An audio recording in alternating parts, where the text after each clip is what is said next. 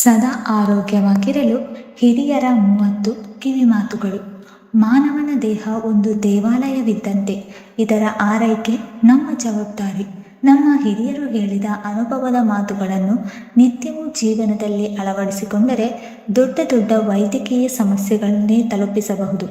ಹೃದಯದಿಂದಲೂ, ಜೀರ್ಣಕ್ರಿಯೆಯಿಂದಲೂ, ಚರ್ಮದ ತೊಂದರೆಗಳಿಂದಲೂ ಹೀಗೆ ಮುಂತಾದ ಸಮಸ್ಯೆಗಳಿಂದ ಮುಕ್ತವಾಗಲು ಸಹಾಯವಾಗುವ ಈ ಪರಿಹಾರಗಳು ಕೇವಲ ಮನೆಮದ್ದು ಅಲ್ಲ, ನಮ್ಮ ಪುರಾತನರ ಜ್ಞಾನವಿದೆ. ಈ ಟಿಪ್ಸ್ಗಳ ಮೂಲಕ ಆರೋಗ್ಯವಂತ ಜೀವನದತ್ತ ಹೆಜ್ಜೆ ಇಡಬಹುದು. ಖರ್ಚುಗಳಿಲ್ಲದೆ, ಕಷ್ಟವಿಲ್ಲದೆ, ದುಡಿತದ ನಡುವೆ ಆರೋಗ್ಯವನ್ನು ಹೇಗೆ ಕಾಯಬಹುದು ಎಂಬುದನ್ನು ಇಂದಿನ ವಿಡಿಯೋದಲ್ಲಿ ನೋಡೋಣ. ಅಡುಗೆ ಉಪ್ಪನ್ನು ತೆಂಗಿನ ಎಣ್ಣೆಯಲ್ಲಿ ಕುದಿಸಿ ಊತ ಮತ್ತು ನೋವಿರುವ ಜಾಗಕ್ಕೆ ಹಚ್ಚಿ ಮಸಾಜ್ ಮಾಡಿ. ಬಿಸಿ ನೀರಿನಿಂದ ಸ್ನಾನ ಮಾಡಿದರೆ ಬಹಳ ಉಪಯೋಗವಿದೆ. ಬಿಳಿ ಎಳ್ಳನ್ನು ನೀರಿನೊಂದಿಗೆ ರುಬ್ಬಿ ಬೆಲ್ಲದೊಂದಿಗೆ ಸೇರಿಸಿ ಪಾನಕವನ್ನು ಮಾಡಿ ಕುಡಿದರೆ ದೇಹ ಬಹುಬೇಗ ತಂಪಾಗುತ್ತದೆ, ದೇಹಕ್ಕೆ ಶಕ್ತಿ ಬರುತ್ತದೆ. ಓಂ ಕಾಳನ್ನು ವೀಳ್ಯದೆಲೆಯಲ್ಲಿಟ್ಟು ಸೇವಿಸಿದರೆ ಗಂಟಲು ನೋವು, ಕಫ ಕಡಿಮೆಯಾಗುತ್ತದೆ. ತೆಂಗಿನಕಾಯಿ ಹಾಲಿಗೆ ಅರಶಿನ ಬೆರೆಸಿ ಮುಖಕ್ಕೆ ಹಚ್ಚುತ್ತಾ ಬಂದರೆ ಕ್ರಮೇಣವಾಗಿ ಮುಖದಲ್ಲಿ ಸುಕ್ಕುಗಳು ಬರುವುದಿಲ್ಲ, ಮುಖವು ಕಾಂತಿಯುತವಾಗುತ್ತದೆ. ಇತ್ತೀಚೆಗೆ ಬಹಳಷ್ಟು ಹೆಣ್ಣು ಮಕ್ಕಳು ಅನಿಯಮಿತ ಋತುಚಕ್ರ ಸಮಸ್ಯೆ ಎದುರಿಸುತ್ತಿದ್ದಾರೆ. 2-3 ತಿಂಗಳಿಗೊಮ್ಮೆ ಋತುಚಕ್ರವಾಗುತ್ತಿದ್ದರೆ ವಿಪರೀತ ಹೊಟ್ಟೆ ನೋವು ಆಗುವುದು. ಅಂತಹ ಸಮಯದಲ್ಲಿ 1 ಲೋಟ ನೀರಿಗೆ 1 ಚಮಚ ದಾಳಿಂಬೆ ಸಿಪ್ಪೆಯ ಪುಡಿಯನ್ನು ಬೆರೆಸಿ ಕುಡಿಯಬೇಕು. ದಿನಕ್ಕೆ 2 ಬಾರಿ. ಈ ಸಮಯದಲ್ಲಿ ತಪ್ಪದೇ ಕುಡಿದರೆ ಹೊಟ್ಟೆ ನೋವು ಕಡಿಮೆಯಾಗುವ ಜೊತೆಗೆ ಹೆಚ್ಚು ರಕ್ತಸ್ರಾವ ಆಗುತ್ತಿದ್ದರೂ ನಿಯಂತ್ರಣಕ್ಕೆ ಬರುತ್ತದೆ. ರಾಗಿ ಮುದ್ದೆ ಮತ್ತು ಜೋಳದ ರೊಟ್ಟಿ ತಿನ್ನುವುದರಿಂದ ವ್ಯಕ್ತಿಯು ಅನಾರೋಗ್ಯಕ್ಕೆ ಒಳಗಾಗುವ ಸಾಧ್ಯತೆಯನ್ನು ಕಡಿಮೆ ಮಾಡುತ್ತದೆ. ಪುರುಷರು ನಿಯಮಿತವಾಗಿ ಬಿಳಿ ಎಳ್ಳನ್ನು ಸೇವನೆ ಮಾಡುವುದರಿಂದ ವೀರ್ಯಾಣುಗಳಿಗೆ ಅಗತ್ಯವಾದ ಆಂಟಿಆಕ್ಸಿಡೆಂಟ್ ಪ್ರಮಾಣ ಲಭ್ಯವಾಗಿ ಉತ್ಪತ್ತಿಯಾದ ಸ್ಪರ್ಮ್ ಗುಣಮಟ್ಟ ಸಹ ಹೆಚ್ಚುತ್ತದೆ. ಮೆಂತೆ ಬೀಜಗಳನ್ನು ಪ್ರತಿದಿನ ಸೇವಿಸುವುದರಿಂದ ಪುರುಷರು ಮತ್ತು ಮಹಿಳೆಯರಲ್ಲಿ ಹಾರ್ಮೋನ್ ಮಟ್ಟವನ್ನು ನಿಯಂತ್ರಿಸಲು ಸಹಾಯ ಮಾಡುತ್ತದೆ. ಉತ್ತಮ ಸಂತಾನೋತ್ಪತ್ತಿ ಆರೋಗ್ಯವನ್ನು ಹೆಚ್ಚಿಸುತ್ತದೆ ಮತ್ತು ಹಾರ್ಮೋನ್ ಸಂಬಂಧಿತ ಸಮಸ್ಯೆಗಳನ್ನು ನಿವಾರಿಸುತ್ತದೆ.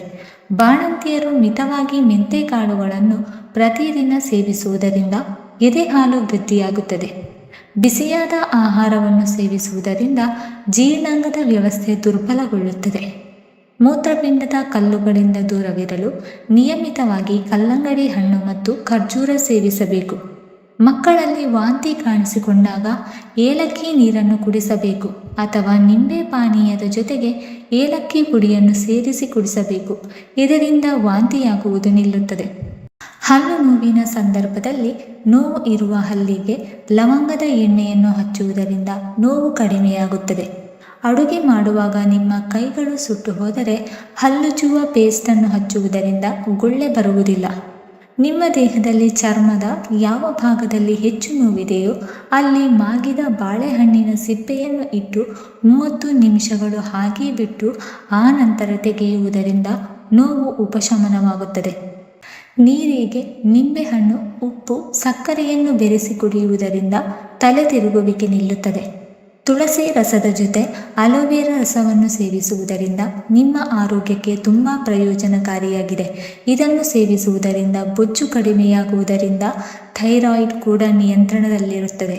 ಥೈರಾಯ್ಡ್ ಸಮಸ್ಯೆಯಿಂದ ಬಳಲುತ್ತಿರುವವರಿಗೆ ಕೀಲುಗಳು ಮತ್ತು ದೇಹದಲ್ಲಿ ನೋವು ಇರುತ್ತದೆ. ಇಂತಹ ಪರಿಸ್ಥಿತಿಯಲ್ಲಿ ಅಲೋವೆರಾ ಜ್ಯೂಸ್ ಸೇವನೆ ಮಾಡುವುದರಿಂದ ತುಂಬ ಪ್ರಯೋಜನಕಾರಿ. ರಾತ್ರಿ ಮಲಗುವ ಮೊದಲು ಹಾಲಿನೊಂದಿಗೆ ಬೆಲ್ಲವನ್ನು ಬೆರೆಸಿ ಕುಡಿಯುವುದರಿಂದ ಉತ್ತಮ ನಿದ್ರೆ ನಿಮ್ಮದಾಗುತ್ತದೆ. ದೊಡ್ಡಪತ್ರೆ ಎಲೆಗಳ ನಿಯಮಿತ ಸೇವನೆಯಿಂದ ಕಿಡ್ನಿ ಕಲ್ಲುಗಳನ್ನು ಸುಲಭವಾಗಿ ದೂರ ಮಾಡಿಕೊಳ್ಳಬಹುದು. ಕಣ್ಣಿನ ಸಮಸ್ಯೆ ಇರುವವರು ತಪ್ಪದೆ ಕಿವಿ ಹಣ್ಣು ಸೇವನೆ ಮಾಡಬೇಕು. ನಿಮ್ಮ ತ್ವಚೆ ಯಾವಾಗಲೂ ತಾಜಾ ಆಗಿರಲು ಪ್ರತಿದಿನ 1 ಲೋಟ ಕಿವಿ ಹಣ್ಣಿನ ರಸವನ್ನು ಕುಡಿಯಿರಿ. ಸಂಧಿವಾತ ಮತ್ತು ಕೀಲು ನೋವಿನಿಂದ ಬಳಲುತ್ತಿರುವವರು ಬೆಲ್ಲದ ಅನ್ನವನ್ನು ನಿಯಮಿತವಾಗಿ ಸೇವನೆ ಮಾಡಬೇಕು. ಇದರಲ್ಲಿ ಕ್ಯಾಲ್ಸಿಯಂ ಮತ್ತು ಮೆಗ್ನೀಷಿಯಂ ಸಮೃದ್ಧವಾಗಿರುವುದರಿಂದ ಇದು ಮೂಳೆಗಳನ್ನು ಬಲಪಡಿಸುತ್ತದೆ, ನಮ್ಮ ಆರೋಗ್ಯ ಕಾಪಾಡಿಕೊಳ್ಳಲು ಸಹಾಯ ಮಾಡುತ್ತದೆ. ಖರ್ಜೂರದ ಜೊತೆ ಏಲಕ್ಕಿಯನ್ನು ಸೇವಿಸುವುದರಿಂದ ಮುದುಕಿಯೂ ಕೂಡ ಯೌವನದಂತೆ ಕಾಣುತ್ತಾಳೆ. ಶುಂಠಿ ಹಸಿವನ್ನು ಹೆಚ್ಚಿಸುತ್ತದೆ. ಊಟಕ್ಕೆ ಮೊದಲು ಶುಂಠಿಯನ್ನು ಸೇವಿಸಿ. ಉತ್ತಮ ಜೀರ್ಣಕ್ರಿಯೆಗೆ ಶುಂಠಿ ಸಹಕಾರಿ. ಚಿಕ್ಕ ಮಕ್ಕಳಿಂದ ದೊಡ್ಡವರವರೆಗೂ ತೆಳ್ಳಗಿರುವವರು ಪ್ರತಿದಿನ ಹಾಲಿಗೆ ಖರ್ಜೂರದ ಪೇಸ್ಟನ್ನು ಸೇರಿಸಿ ಕುಡಿಯುವುದರಿಂದ ತೂಕ ಜಾಸ್ತಿಯಾಗುತ್ತದೆ. ಹಾಲಿಗೆ ಖರ್ಜೂರದ ಪೇಸ್ಟನ್ನು ಸೇರಿಸಿ ಕುಡಿಯುವುದರಿಂದ ರಕ್ತಹೀನತೆ, ಅಜೀರ್ಣದ ಸಮಸ್ಯೆಗಳಿದ್ದರೆ ಕಡಿಮೆಯಾಗುತ್ತದೆ. ಚರ್ಮಕ್ಕೂ ಇದು ಬಹಳ ಒಳ್ಳೆಯದು. ರಾತ್ರಿ ಮಲಗುವ ಮುನ್ನ ಬಿಸಿ ಹಾಲಿಗೆ 1 ಚಮಚ ತುಪ್ಪ ಸೇರಿಸಿ ಮಲಗುವ ಮುನ್ನ ಕುಡಿದರೆ ಮಲಬದ್ಧತೆ ಸಮಸ್ಯೆ ನಿವಾರಣೆಯಾಗುತ್ತದೆ. ನೀವು ಮಾನಸಿಕವಾಗಿ ದುರ್ಬಲರಾಗಲು ಪ್ರಾರಂಭಿಸಿದರೆ ಬಾದಾಮಿ, ವಾಲ್ನಟ್ ಮತ್ತು ಡಾರ್ಕ್ ಚಾಕೊಲೇಟ್ ತಿನ್ನುವುದರಿಂದ ನಿಮ್ಮ ಮೆದುಳನ್ನು ಚುರುಕುಗೊಳಿಸಲು ಸಹಾಯ ಮಾಡುತ್ತದೆ. ಹೆಚ್ಚು ತಂಪು ಪಾನೀಯಗಳು, ಕಡಿಮೆ ನೀರು ಕುಡಿಯುವುದರಿಂದ ತಲೆ ತಿರುಗುವುದು, ಬಿಸಿಲಿನ ಬೇಗೆ, ತಲೆನೋವು, ಸ್ನಾಯು ಸೆಳೆತ ಮುಂತಾದ ಸಮಸ್ಯೆಗಳು ಉದ್ಭವಿಸಬಹುದು. ದೇಹದಲ್ಲಿ ಸಾಕಷ್ಟು ನೀರು ಇಲ್ಲದಿದ್ದರೆ ಮಲಬದ್ಧತೆ ಉಂಟಾಗುವುದರ ಜೊತೆಗೆ ಚರ್ಮ ಮತ್ತು ಮೂತ್ರಪಿಂಡಗಳಿಗೆ ಹಾನಿಯಾಗುತ್ತದೆ. ಹಾಗಾಗಿ ಚೆನ್ನಾಗಿ ನೀರನ್ನು ಆಗಾಗ ಕುಡಿಯಬೇಕು. ಅತಿಯಾಗಿ ಆಹಾರ ಸೇವಿಸಿದಾಗ ಹೊಟ್ಟೆ ಭಾರವೆನಿಸಿ ಹೊಟ್ಟೆ ಉಬ್ಬಿದಂತೆ ಆದಾಗ ನೀರಿಗೆ ಪುದೀನ, ಜೀರಿಗೆ ಅಥವಾ ಸೋಂಪು ಸೇರಿಸಿ ಕುದಿಸಿ ಕುಡಿದರೆ ಹೊಟ್ಟೆ ಭಾರವನ್ನು ನಿವಾರಿಸುತ್ತದೆ. ಬೆಳಿಗ್ಗೆ ನೆನೆಸಿದ ಕಾಳುಗಳನ್ನು ತಿನ್ನುವುದರಿಂದ ತೂಕವು ವೇಗವಾಗಿ ಹೆಚ್ಚಾಗಲು ಪ್ರಾರಂಭಿಸುತ್ತದೆ. ಸ್ನಾಯುಗಳು ಸಹ ಬಲಗೊಳ್ಳುತ್ತದೆ. ದೇಹಕ್ಕೆ ಬೇಕಾಗಿರುವ ಶಕ್ತಿ ಸಿಗುತ್ತದೆ.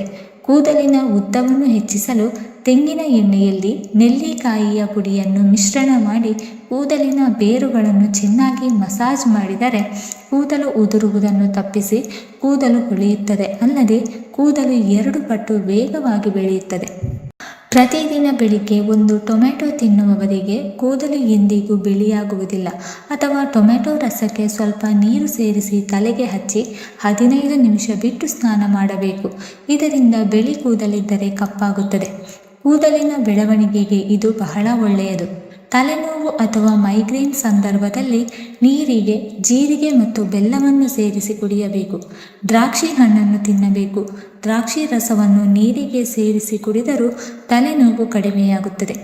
ವಾರದಲ್ಲಿ 1-2 ಬಾರಿ ಎಳನೀರನ್ನು ಕುಡಿಯಿರಿ. ಅಜೀರ್ಣ, ಗ್ಯಾಸ್, ಮಲಬದ್ಧತೆ ನಿವಾರಣೆಯಾಗುತ್ತದೆ. ತ್ವಚೆಗೆ ಯಾವುದೇ ರೀತಿಯ ದುಬಾರಿ ಉತ್ಪನ್ನಗಳನ್ನು ಬಳಸದೆ ಚರ್ಮ ಹೊಳೆಯುವಂತೆ ಮಾಡುತ್ತದೆ. ಇದು ದೇಹವನ್ನು ಆರೋಗ್ಯಕರವಾಗಿರಿಸುತ್ತದೆ. ನಮ್ಮ ಹಿರಿಯರು ಈ ಕಿವಿ ಮಾತು ನಮಗೆ ನುಡಿಮುತ್ತುಗಳಿದ್ದಂತೆ ನಮಗೆ ಗಂಡಾಂತರದಲ್ಲಿ ದಾರಿ ತೋರಿಸುತ್ತದೆ. ಆಯುರ್ವೇದಕ್ಕಿಂತ ಮುಂಚೆಯೇ ನಮ್ಮ ಹಿರಿಯರು ಕಲಿತ ಈ ನುಡಿಗಳು ಇಂದಿಗೂ ಸದೃಢ ಆರೋಗ್ಯಕ್ಕಾಗಿ ಮಾರ್ಗದರ್ಶಕವಾಗಿದೆ. ಪ್ರತಿಯೊಂದನ್ನು ಪಾಲಿಸಿ ಆರೋಗ್ಯವಾಗಿ ಬದುಕಿ. ವೀಕ್ಷಕರೇ, ಈ ಮಾಹಿತಿ ನಿಮಗೆ ಇಷ್ಟವಾಗಿದ್ದರೆ ದಯವಿಟ್ಟು ಲೈಕ್ ಮಾಡಿ, ಶೇರ್ ಮಾಡಿ ಮತ್ತು ಕಮೆಂಟ್ ಕೂಡ ಮಾಡಿ. ಹಾಗೆಯೇ ಮುಂದಿನ ವೀಡಿಯೋಸ್ಗಳಿಗಾಗಿ ನಮ್ಮ ಚಾನಲನ್ನು ಸಬ್ಸ್ಕ್ರೈಬ್ ಮಾಡಿಕೊಳ್ಳಿ. ಧನ್ಯವಾದಗಳು.